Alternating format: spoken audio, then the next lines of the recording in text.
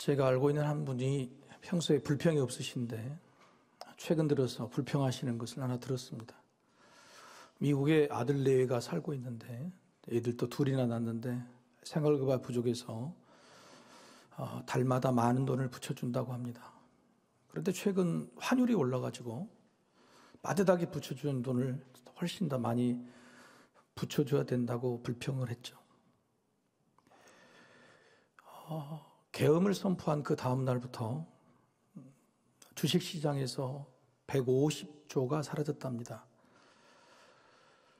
개인의 채무 조정 신청이 역대 최고인 시대, 올해 기업별로 폐업 신청이 IMF보다도 더 많아서 역대 최고인 이 시점에서 경쟁 전문가들은 이번 사태로 인해 최소 300조, 최대 900조의 경제적 손실이 생긴다고 하죠.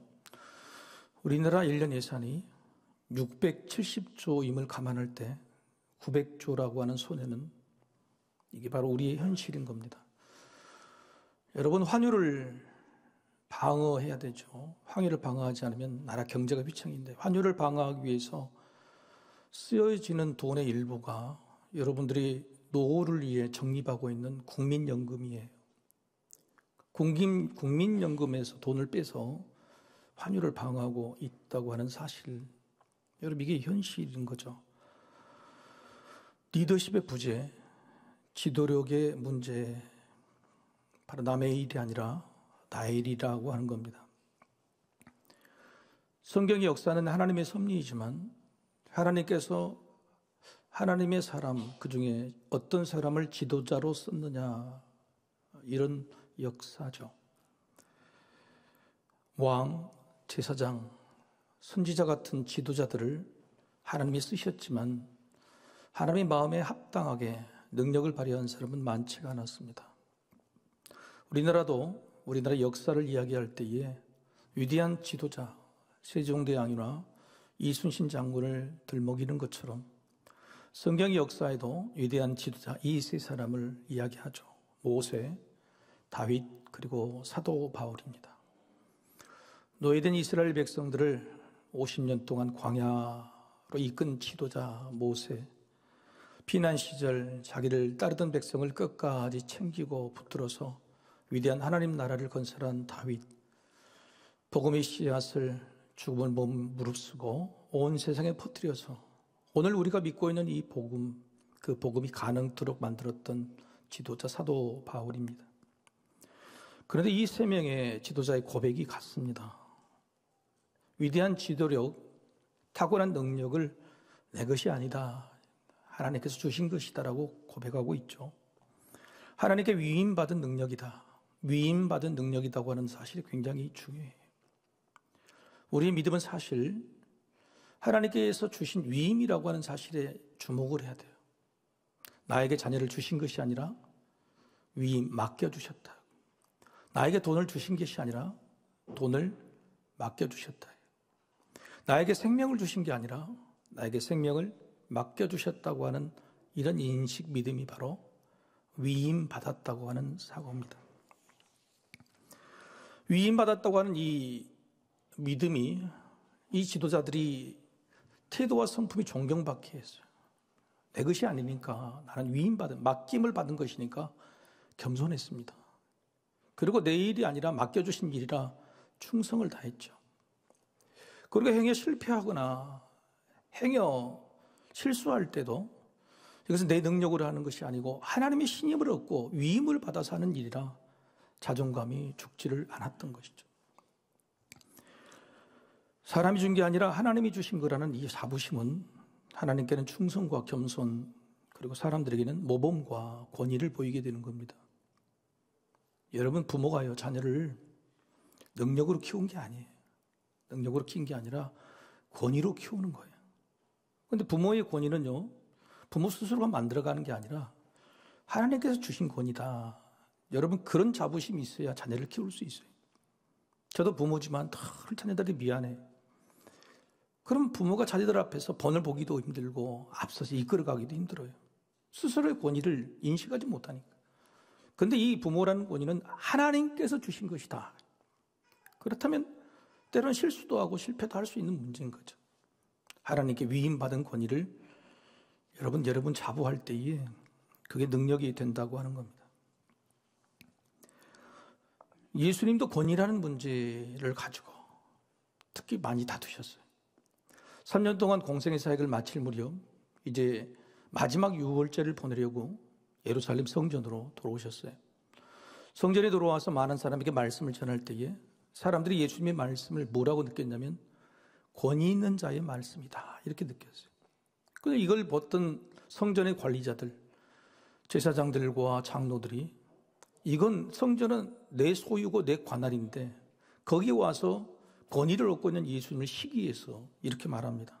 마태복음 21장 23절 하반절이죠. 네가 무슨 권위로 이런 일을 하느냐? 또 누가 이런 권위를 주었느냐? 이 말은 성전의 권위자인 우리가 너에게 권위를 준 적이 없다. 이런 이야기죠. 결국은 자기 권위 주장, 사람의 권위를 주장했던 것이죠. 예수님 이에 대해서 나는 사람에게 권위를 받는 게 아니라 하늘로부터 하나님께로 받았다. 이런 권위를 말씀하시죠. 예수님과 이 종교 지도자들의 논쟁은요, 예수님의 마지막 치열한 가장 격렬한 싸움이었습니다. 이틀 반, 적어도 3일 정도의 이 논쟁, 누가 이겼을까요, 여러분? 누가 이겼을까요? 아니, 여러분이 예수님이 지셔서 십자가에 박히신 게 아닙니까? 못 박히신 게 아닙니까? 그렇지 않습니다. 이 논쟁의 결과는 마태복음 22장 46절에 이렇게 기록이 되어 있어요. 한마디도 능히 대답하는 자가 없고 그날부터 감히 그에게 묻는 자도 없더라. 아주 입을 싹 봉해버리셨습니다. 완전히 이기셨다고 하는 겁니다. 그런데 그렇게 이틀 3일 동안의 치열한 마지막 논쟁에 승리를 하실 수 있는 비결이 뭐냐면 바로 오늘 본문의 말씀 시편 110편의 이 말씀을 예수님이 예로, 증거로, 논쟁의 근거로 드셔서 이기신 것이죠. 종교지도자들은 메시아에 대한 생각을 틀리게 했습니다. 메시아가 뭐냐? 하나님께서 보내주신 종, 하나님께서 보내주신 종이니까 신성을 가진 하나님이 아니라 사람이라고 여겼어요. 우리들 중에 어떤 메시아가 보내질 것이라고 그렇게 믿고 있었습니다. 그러니까 예수님이 나는 하나님의 아들이라고 말하는 그 말씀이 신성 모독이 될 수밖에 없는 거죠. 어떻게 사람인데 하나님의 아들이냐? 메시아의 문제는 상관없는 거예요. 그럴 때 예수님께서 오늘 이 본문을 가지고 말씀하세요.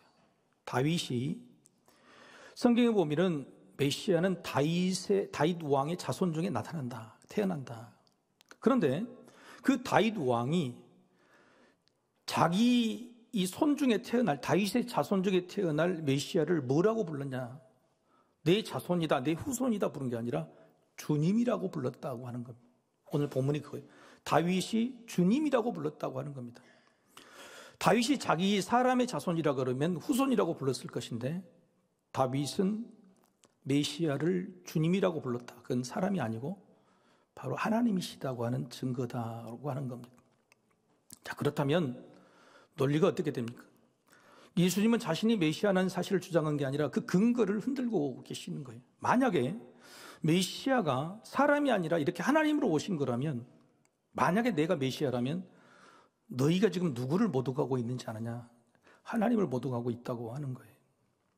여러분, 그러니 저들이 입을 닫을 수밖에 없다고 하는 겁니다. 예수님은 메시아가 맞습니다.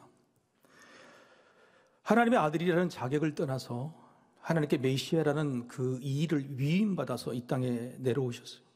그런데 그 위임식의 장면을 오늘 다윗이 본 거예요. 환상으로.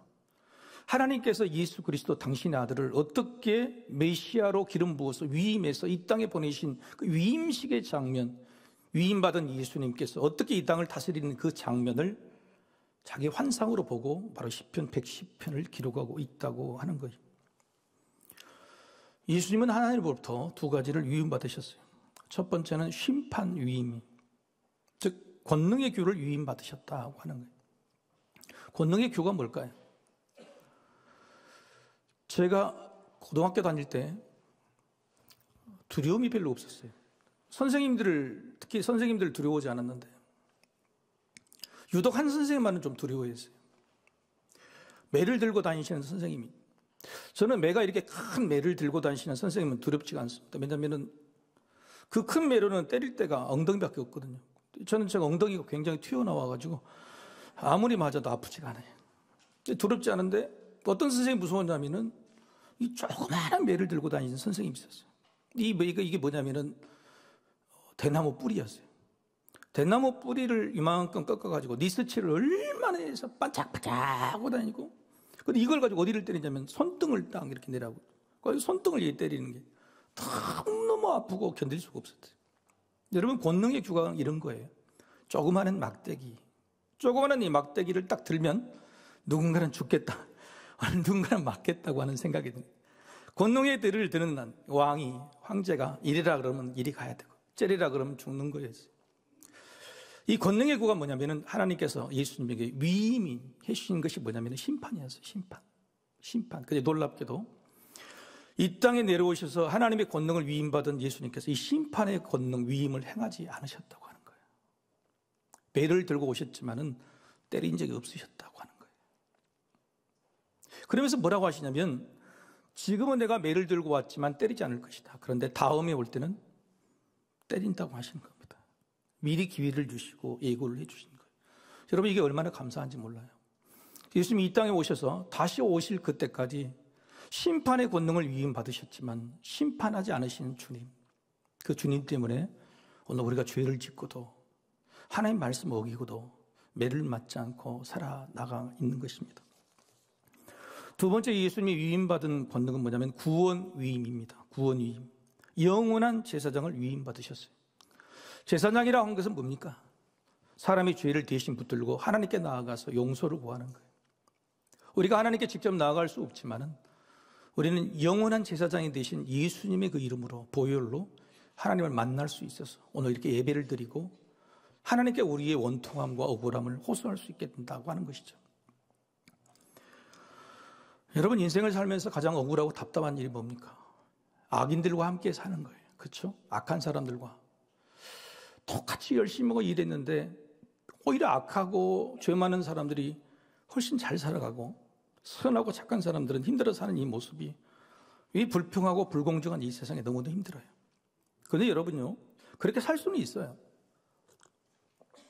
예를 들어서 학생들이 진학을 위해서, 시험 합격을 위해서 열심히 공부를 해요. 근데 열심히 공부했는데 그중에 몇 명은 놀아요. 맨날 공부하는 거 방해하고.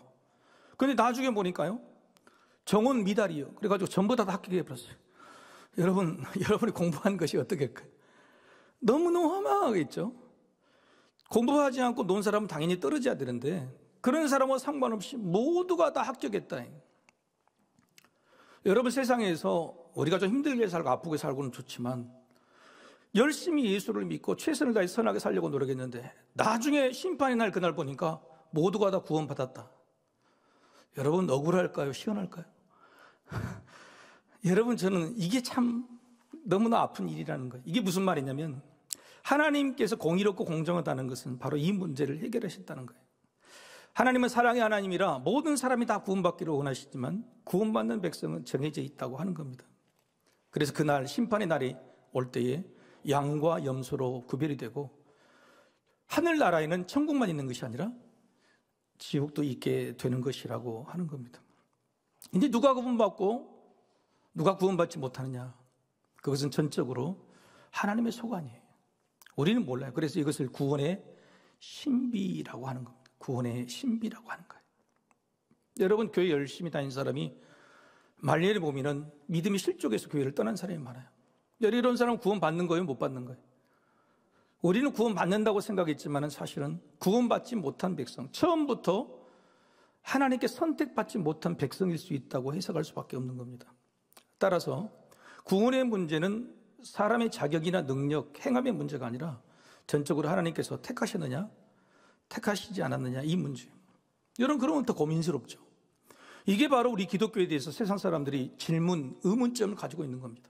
내가 열심히 믿고 열심히 노력하고 열심히 선한 일을 했으면 당연히 천국 갈 줄 알아야 되는데 거기에 달린 것이 아니고 신의 선택, 하나님의 선택으로 구원받고 구원받지 못한다. 그러면 훨씬 더 불투명하고 모호하고 애매하고 불안하고 두려운 것이 사실이라는 것이죠. 성경은 그렇게 말해요. 일관적으로 세상에 의인은 없다. 다 죄인이다. 우리가 천국 가고 천국 갈 수 없고의 문제를 스스로 결정할 수 없는 이 어려운 문제를 하나님 뭐라고 말하냐면 나의 주권적인 선택이라고 말씀하신다. 내가 너를 선택한 것이다. 문제는 뭐냐? 그러면 그 선택이 나인가라는 말이에요. 내가 구원받는 백성이 맞는가? 하나님께 택하심을 받는 백성이 맞는가? 이게 정말 중요하다고 하는 겁니다. 여러분요, 이게 구원의 확신이 능력이에요. 여러분 배우자를 선택할 때에 저 사람이 내 배우자인가 배우자 아닌가를 확신하지 못하면 어떻게 됩니까? 여러분 대부분의 지금 결혼하지 못한 사람, 아니 안 하려고 한 사람 말고 결혼 못한 사람은 대부분 저 사람이 나의 배우자인가 아닌가를 확신하지 못해요. 확신이 안 써서 그러는 거예요. 아직도 소명이 뭔지, 내 인생에 나에게 해야 될 직업이 뭔지를 아직도 깨닫지 못한 사람은 그것이 확신이 없는 겁니다. 확신이 없는 거예요. 여전히 내 자식들이 불안하다. 그러면 자식들에 대한 믿음이 확신이 없는 거예요. 여러분, 그래서 세상에서 가장 평안하고 능력 있는 삶은 뭐냐면은 확신의 문제라는 거예요. 매주 매년 수십 년 동안 하나님을 예배하고 교회에 헌신해도요, 내가 지금 죽어서 천국 갈 수 있는 확신이 없으면 능력이 없는 겁니다. 평안이 없는 거예요. 불안하고 두려운 거예요. 10가지 중에 9가지를 잘하더라도 한 가지 죄를 지은 그것 때문에 불안해져요. 그런 믿음이 무슨 능력을 발휘하겠어요? 그래서 진짜 능력은 뭐냐면은 구원의 확신이라고 하는 거예요. 구원의 확신. 구원의 확신은 누가 주시냐? 성령님이 주십니다. 사도 바울이 분명히 이렇게 말해요. 데살로니가전서 1장 4절에서 5절 말씀 한번 같이 한번 읽어보시겠습니다. 시작. 하나님의 사랑하심을 받은 형제들아, 너희를 택하심을 아노라. 이는 우리 복음이 너에게 말로만 이른 것이 아니라 또한 능력과 성령과 큰 확신으로 된 것임이라. 우리가 너희 가운데서 너희를 위하여 어떤 사람이 된 것은 너희가 아는 바와 같으니라. 사도 바울이 데살로니가 교회 교인들의 믿음이 흔들리니까 너희는 확실히 택하심을 받았어. 그건 내가 알아. 왜? 성령님을 통해서, 성령이 역사하시는 능력을 통해서 확신이 있다는 거예요. 그래서 성령님이 역사하심으로 우리에게 확신이 생기는 것은 바로 우리의 택하심이 맞다, 옳다고 하는 그런 위대한 능력으로 발전하게 된다고 하는 겁니다. 여러분 그렇지 않겠어요? 이 사람은 내 배우자가 많다, 이 일이 내 일이 맞다 그러면 그런 확신이 생긴다 그러면 얼마나 열심히 하겠어요? 좀 힘들고 어려워도 포기할까요? 포기하지 않아요. 확신이 없는 사람은 조금 남편이 잘해주고 아내가 잘못해주면 이게 아닌가 싶어요. 그죠? 이 일하다가 갑자기 부딪히거나 어려우면 확신이 없는 사람은 이게 아닌가요? 이렇게 바꿔지는 거예요. 그래서 여러분 확신이라는 것은요, 능력이에요.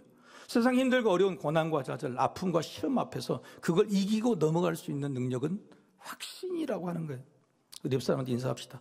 나는 당신을 확신합니다.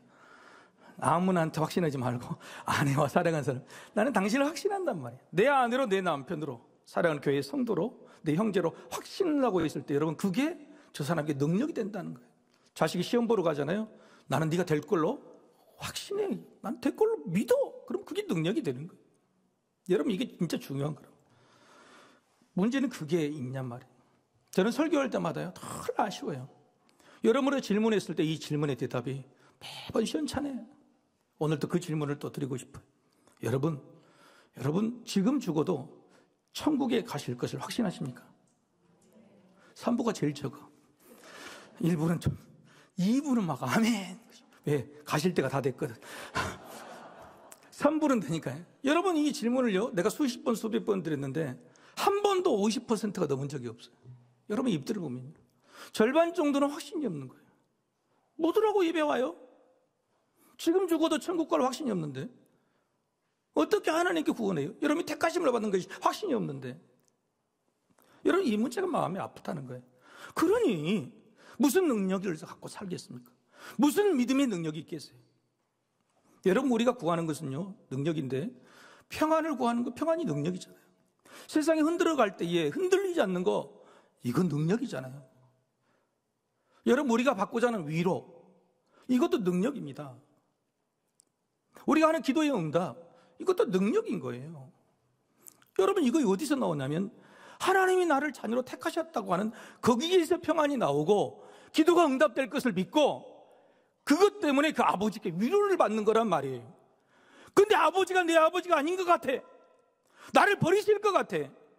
그러면 어떻게 내가 평안이 있고 어떻게 위로를 받고 어떻게 기도 응답을 확신할 수 있겠어요? 그래서 가장 중요한 것은 구원의 확신이다. 구원의 확신이다.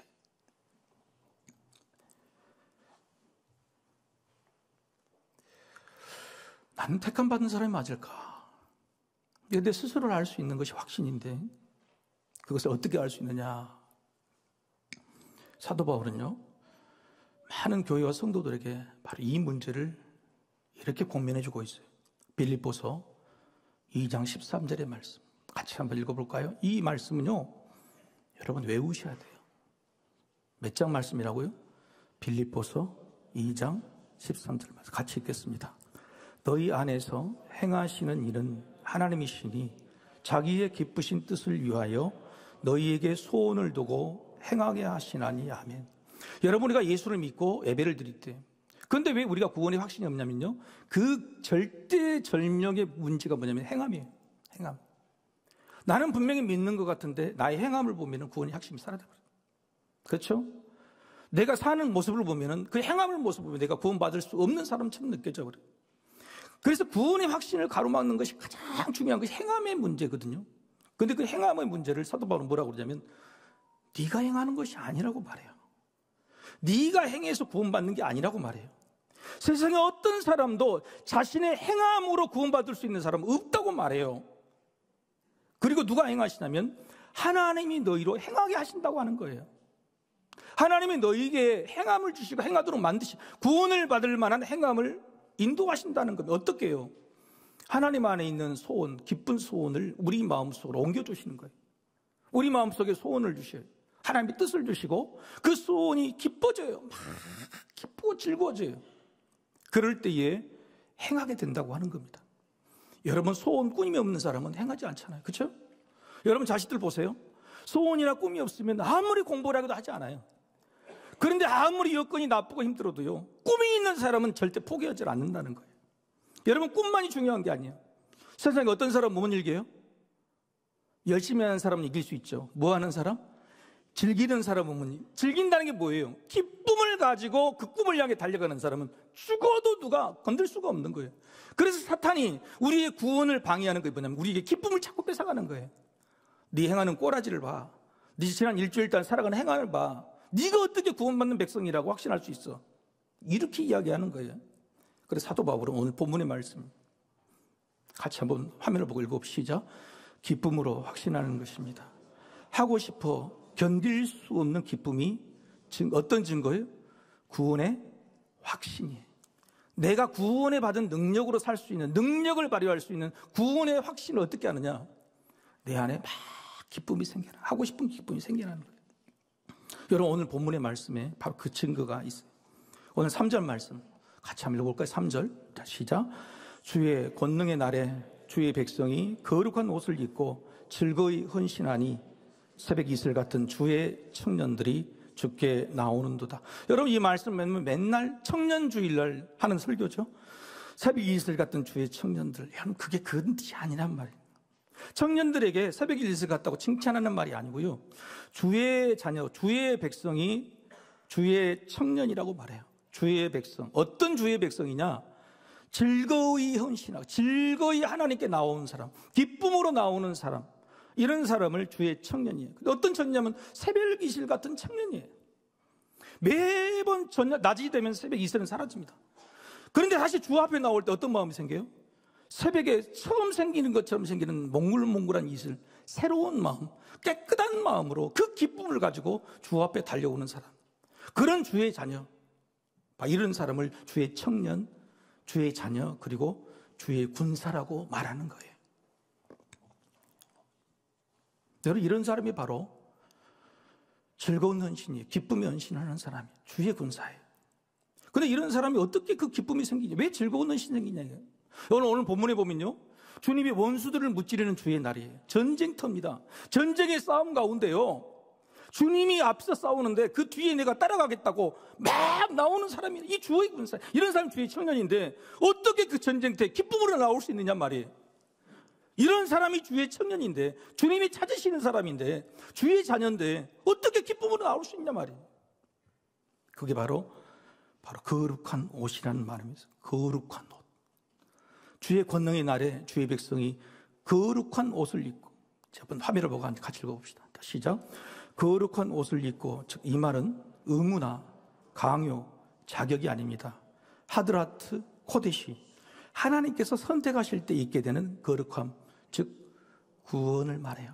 하드라트 코데시예요. 거룩한 옷을 입었다는 것은 하나님이 거룩하게 너희를 선택했다고 하는 거예요. 내가 주의 군사가 되고 주의 청년이 돼서 새벽이들처럼 전쟁대 앞에 주님을 따라 나설 수 있는 사람, 기쁨을 가지고 나올 수 있는 사람은요, 하나님이 나를 선택하셨다는 거예요. 하나님이 나를 선택하셨다는 그 선택하심에 대한 확신이 있는 사람이 그렇게 싸울 수 있다는 겁니다. 주의 군사가 돼서 이길 수 있다고 하는 거예요. 하나님이 나를 선택하셔서 구원하셨다는 확신이 있으면 즐거운 헌신, 자원하고 기뻐하는 마음으로 늘 하나님 앞으로 나오기를 소망하며 살게 되는 거예요. 여러분, 오늘 이 즐거운 기쁨, 즐거워한다는, 하나님께 나오는 것이 즐거워한다는 것이 얼마나 중요한 것인가는 주님이 아까 6월절에 종교 지도자들하고 논쟁을 벌였죠. 논쟁을 벌여서 완전히 이겨버렸습니다. 완전히 진멸했는데 그때의 그 모습을 마가복음 12장 37절에는 이렇게 다른 표현으로 기록을 해요. 같이 한번 읽어볼까요? 시작. 다윗이 그리스도를 주라 하였은즉 어찌 그의 자손이 되겠느냐 하시니 많은 사람이 즐겁게 듣더라. 많은 사람이 즐겁게 듣더라.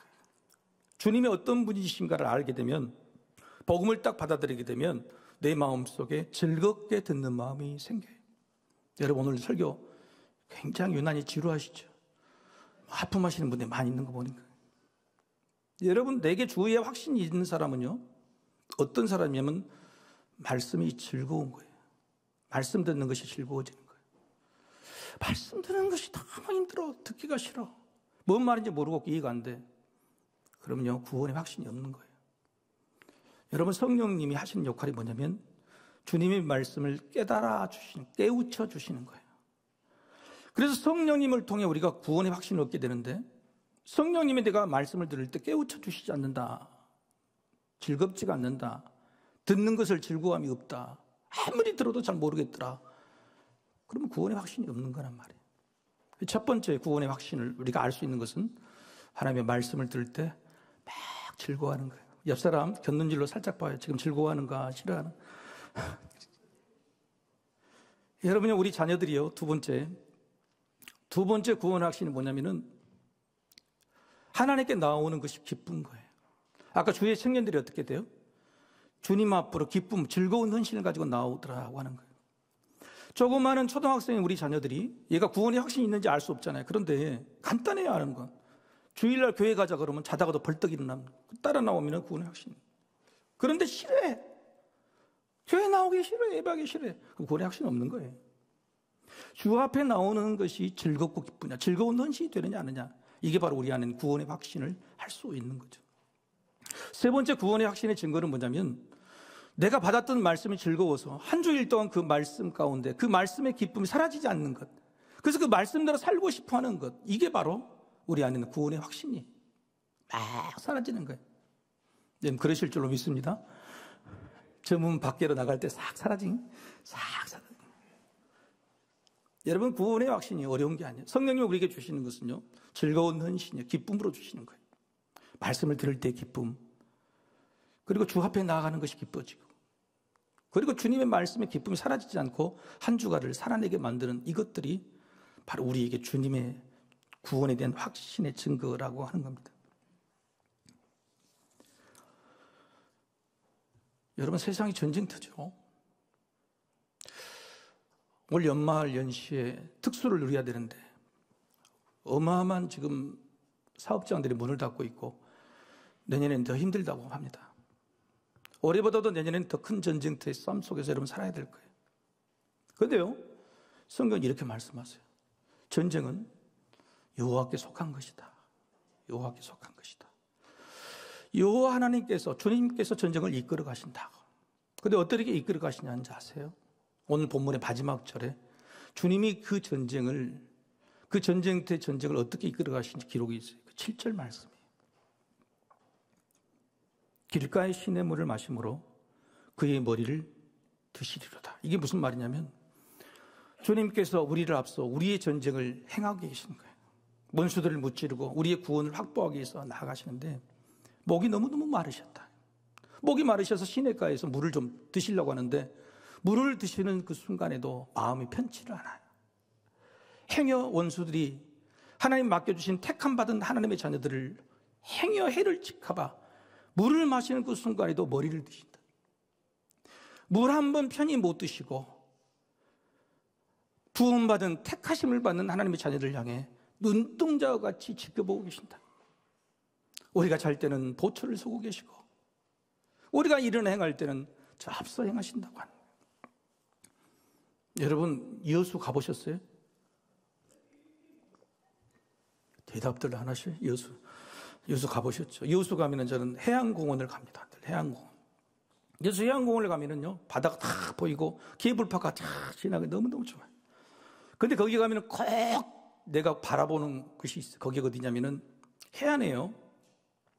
이순신 장군을 뒤따라갔던 장수들의 이름이 적힌 깃발들을 꽂아놨어요.